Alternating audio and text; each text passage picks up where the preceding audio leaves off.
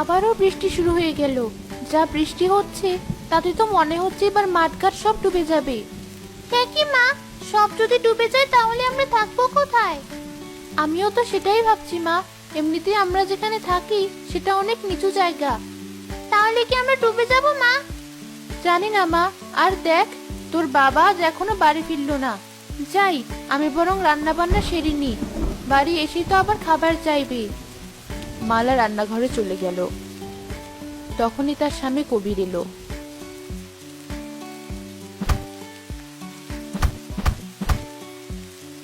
কই, কোথায় গেলে? তুমি এসেছো?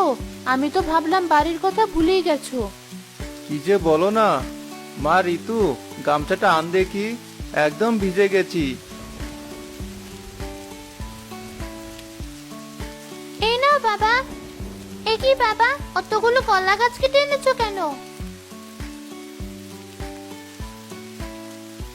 দরকার আছে মা, যা বৃষ্টি শুরু হয়েছে তাতে ওগুলোই আমাদেরকে বাঁচাবে। কলা গাছ আমাদেরকে বাঁচাবে?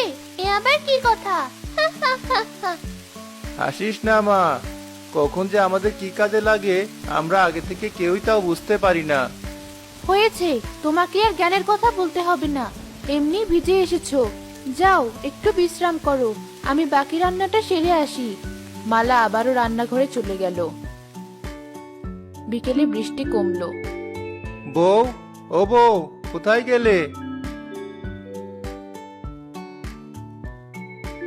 কি হয়েছে? সারাক্ষণ এত কিসের ডাকাডাকি তোমার? রাগ করছো কেন? হাতুড়িটা দাও দেখি।